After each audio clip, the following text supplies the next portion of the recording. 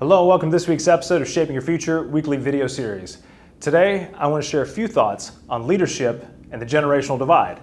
And these thoughts came about during a conversation that I had with one of my guests on the Road Ahead podcast, where we were discussing the future of talent, leadership, and how organizations can create long-term growth through generational cooperation.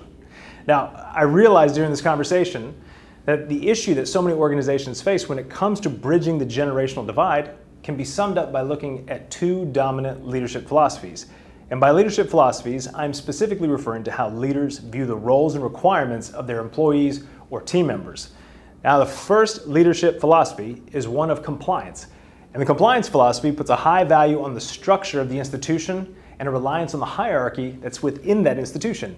Now, being a valued member or a team member in this environment means that you are good at receiving and executing orders and staying within the bounds of your job description. A perfect yet extreme example of this is the military. And the military, of course, needs to have this type of structure in order to be efficient and effective in their mission.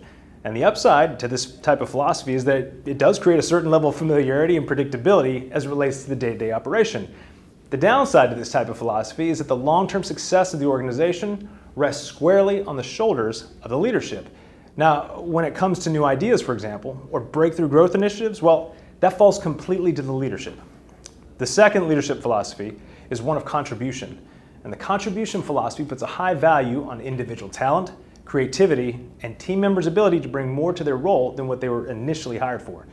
Being a valued employee or team member in this type of organization means that you're actively looking for ways to contribute to the growth and success of the organization without first needing to be prompted by the leadership. Now, the upside to this type of philosophy is that it creates a strong sense of ownership among individual team members over the short and long-term success of the organization. That in and of itself tends to create greater employee satisfaction and engagement. Now, the potential downside, though, to this philosophy is that there still needs to be a clearly defined set of boundaries and expectations in order to reap the benefits of a highly engaged and creative workforce.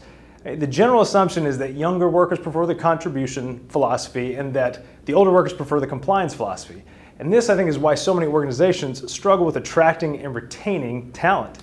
It's this assumption, like most, it's an oversimplification of the issues. It's not an either-or situation, it's really an and both. And now, in order for your organization to grow and thrive, you must have a balance of both philosophies that complement rather than compete with each other. We all want the freedom to contribute our best and feel that we are making an impact in some form or fashion. But in order for that to become a reality, we all need structure and systems in place, especially if we hope to stay engaged and enthusiastic over the long term. As always, thank you for watching. Of course, please share this on social media or send the URL to someone that you think would find this to be of value. And of course, if you haven't already, I encourage you to sign up to have these videos and many others delivered once a week to your inbox. And with that, I look forward to seeing you next week.